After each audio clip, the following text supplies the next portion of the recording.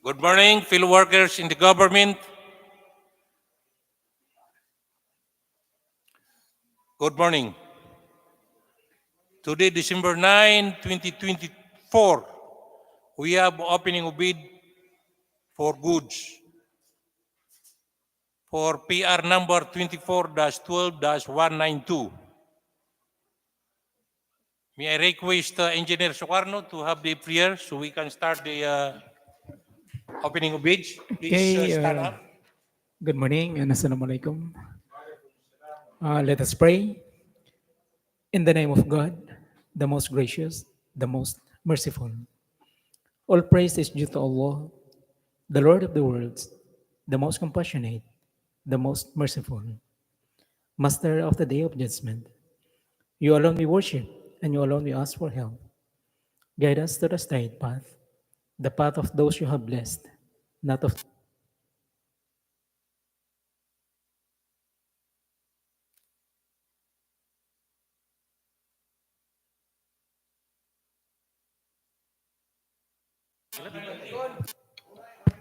Wala?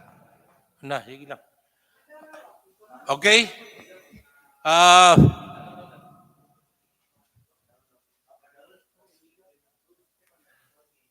Secretariat, please have the attendance and find out if there is a quorum. And of course, acknowledge members of the Bids and Awards Committee, Secretariat, and TWG. Thank you. Yes, Mr. Vice Chair. For the roll call, I would like to acknowledge the presence of the back members for this morning's opening of bids. First, to acknowledge the presence of our back Vice Chairperson, the Chief of the Administrative Section, Mr. Makamodali Pundugar, and also the members, Chief of the Construction Section, Engineer Naida Sata, and also the Chief of the Quality Assurance Section, Engineer Farida Manan, as well as the presence of our Chief of our Maintenance Section, Engineer Eleanor Cabaluna, and also for the Chief of the Planning and Design Section, Engineer Efren Tolud. With the presence of 5 members out of 6, Mr. Chair, we are in quorum. And also,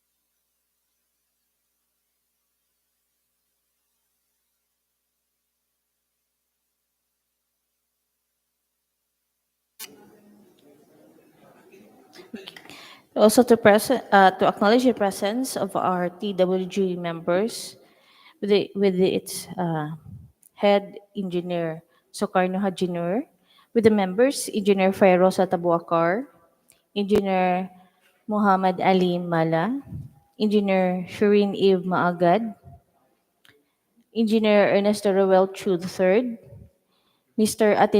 Atilano Gahi Jr., Engineer Ivan Sinahon, Engineer Abdul Gafar Pandapatan, and also Engineer Rashid Mudag Jr. and Engineer Juris Quadrilero. For the back secretariat, we have the members usually Architect Velarde, and also Engineer Muhammad Samid Mindelano, Engineer Ibrahim Makadindang, Mr. Saraman Laot, Ms. Nora Anoos, Mr. Julito Magno, Mr. Rani Hardinaso, Ms. Salma Amer, Ms. Siti Dimapuro, and Engineer Aljunaira Miraato. And for the contractors or the suppliers representative, we have Gretchen Ritznell from San Isidro Labrador Hardware, and Brenda Fabria from Metronics Trading, and Samad Ahmad from Alfahad builders. So that is it for the presence of people attending this conference, Mr. Vice Chair. Thank you, architect. Since there is a quorum, uh, the opening of bids is hereby declared in session. So, Secretariat, we will start the opening. Please give the first envelope to the reader.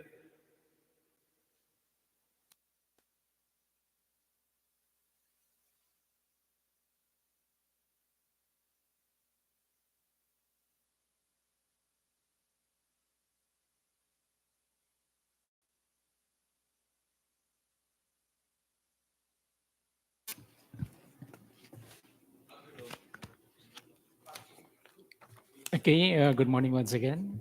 For PR number 24-12-192 for the procurement of aggregates for use in patching activities at Linamon-Zamboanga Road,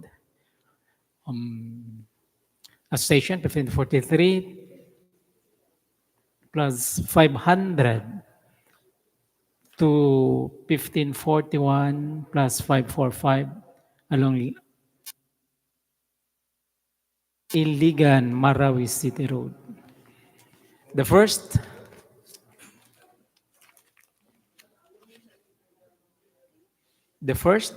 bidder is San Isidro Labrador Hardware.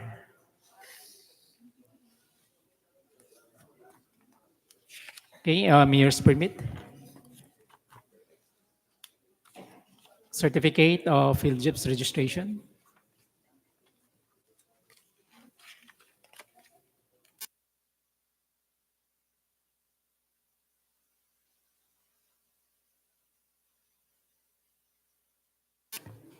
tax clearance certificate, certificate of business name registration,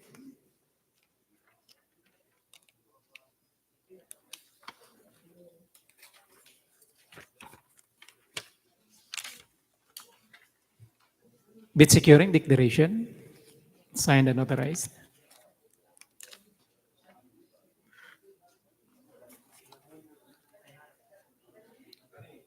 omnibus sworn statement, signed and notarized. Okay.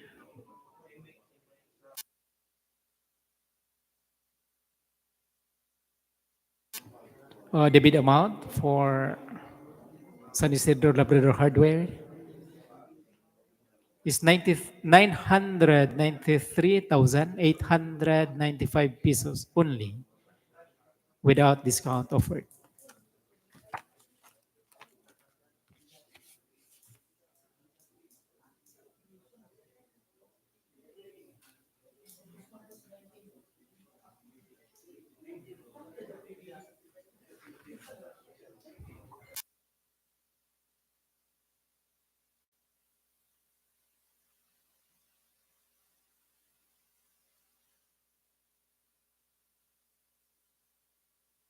Saan man yung mic niya? Mawala.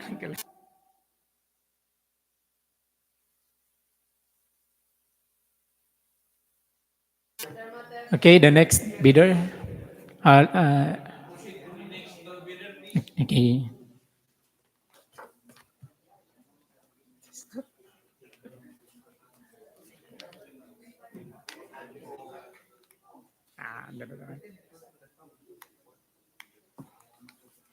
Wala pang tangtang dihago.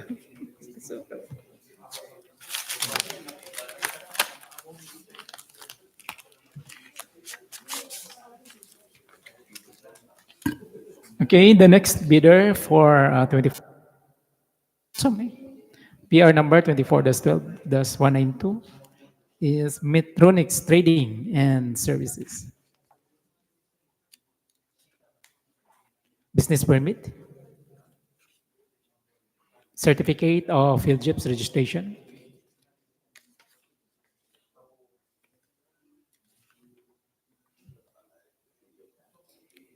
certificate of business name registration, Tax clearance certificate.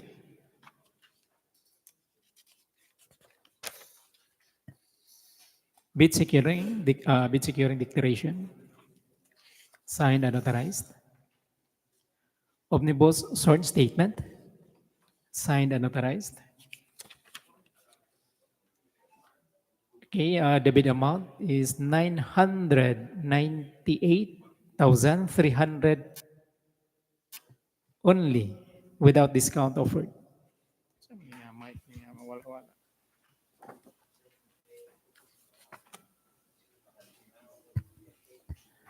Okay, the next bidder is Alpha Builders and Enterprises.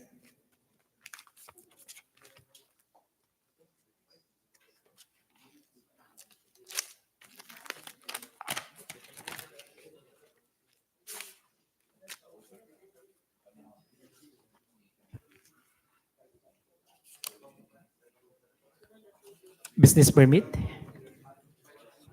certificate of PhilJIPS registration.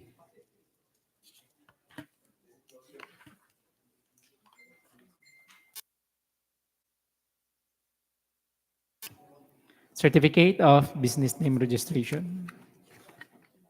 Tax clearance certificate.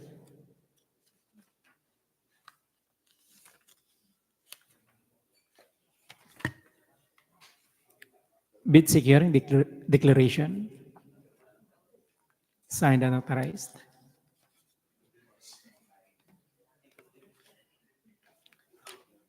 Omnibus sworn statement. Signed and authorized.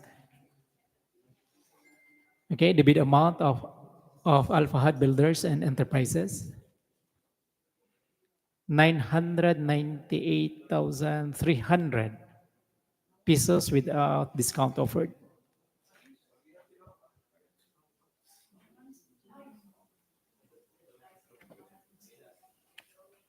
Uy.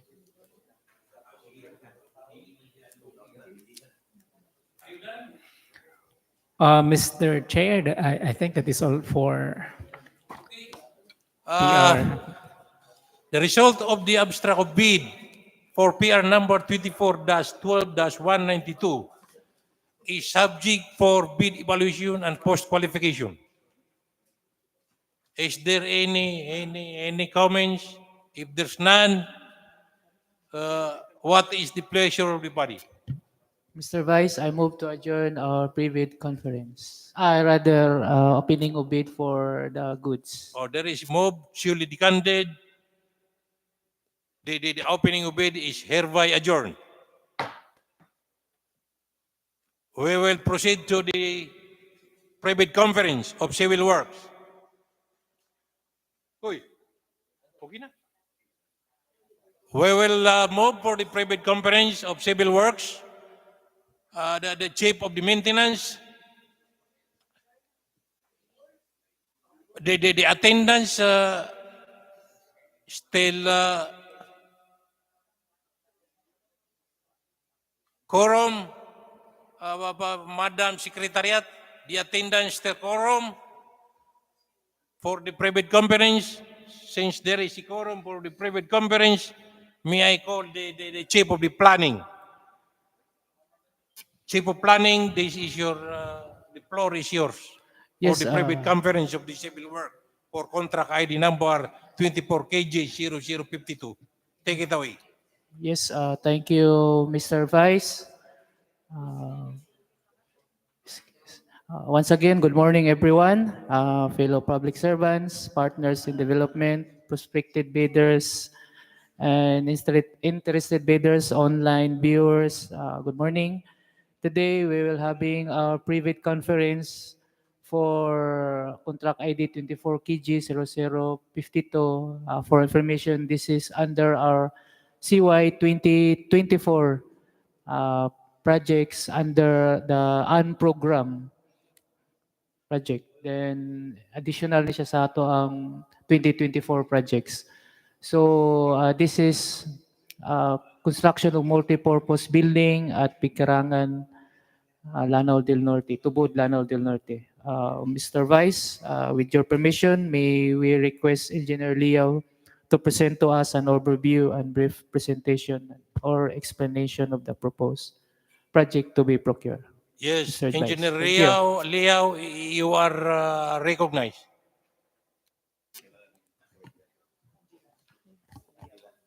Thank you, sir. Let's begin with contract ID 24KG0052 with contract title Construction of Multipurpose Building, Pigcarangan, Tubod, Lanao del Norte.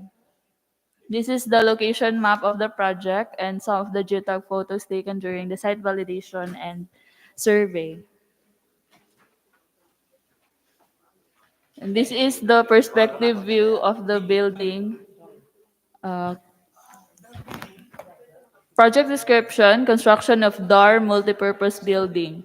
Total project duration, 248 calendar days and one building physical target. The description of works to be done are as follows.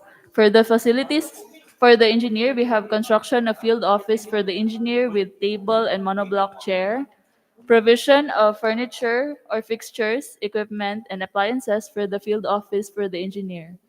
We also have other general requirements that includes project billboard or signboard, OSH program, mobilization or demobilization. Then we have earthworks that include structural excavation of common soil, embankment from roadway or structural excavation of common soil, embankment from barrow of common soil. We also have gravel fill, softscape, garden soil, and paver blocks. Next is reinforced concrete works. We have Class A 3000 PSI structural concrete, grade 40 deformed reinforcing steel, formworks and false works. Then for the finishing and other civil works, we have catch basin, storm drainage and downspout, septic vault or tank, plumbing works, cold water lines, plumbing works, metal frame, ceiling fiber cement board, 4.5 millimeters thick, finishing hardware, sliding type aluminum frame glass door, roll up doors. We also have jambs, seals, head, transoms, and mullion frames, wood panel doors, um, gauge 26, ridge or hip rows, and flashing. Still in the finishing and other civil works, we have waterproofing, rib type long span pre-painted metal sheets, unglazed tiles and trims, unglazed tiles, cement plaster finish, painting works for masonry or concrete, wood and steel, reflective insulation. We also have 100 millimeter and 150 millimeters CHB non-load bearing including reinforcing steel. We also have metal structure accessories such as turnbuckle, bolts and rods, sag rods, cross bracing, and steel plates. Then structural steel trusses and purlins, and lastly railing.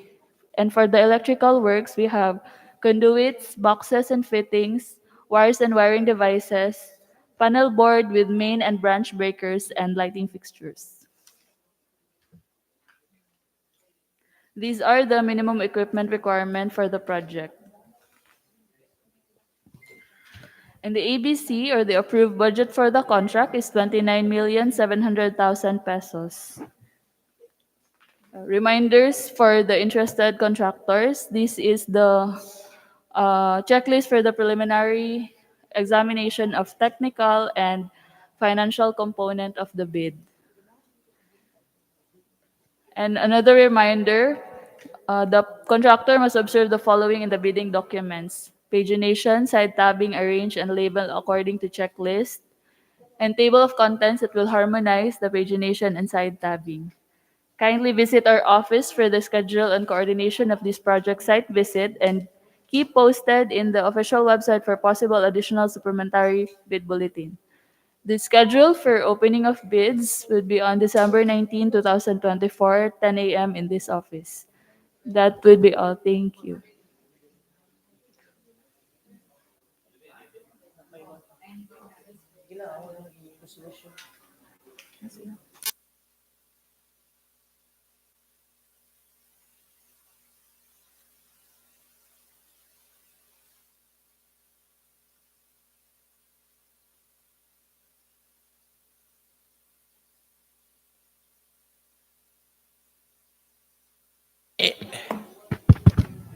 The presentation of the planning is done. Any comments, queries from the Beach and Awards Committee, TW Secretariat, and our viewers from the Facebook Live? Anybody? Mr. Vice, Yes. for information, since December 19 is, I think, Muslim holiday, Yes. Kabansunan sa to? Sarif Sarif Kabansunan. Kabansunan. So perhaps we will have a supplemental rescheduling of our opening of bids. Yes. So as of now, we are on the process of our supplemental bid bulletin and our rescheduling, Madam Chair, resolution. Okay. Just let inform the procurement so we can have the notice. Oh, okay. Any more? So that will be on December 23, Mr. Vice. Yes. Okay. We already signed the. Okay. Okay. Any more? So if there's none, then no live action, no online. If there's none, what's the pleasure of the body? Is there a more ban? Yes, Madam, From Mr. planning, Chair, I move to Move, adjourn. duly seconded, Engineer Parida. Therefore, the private conference is hereby adjourned.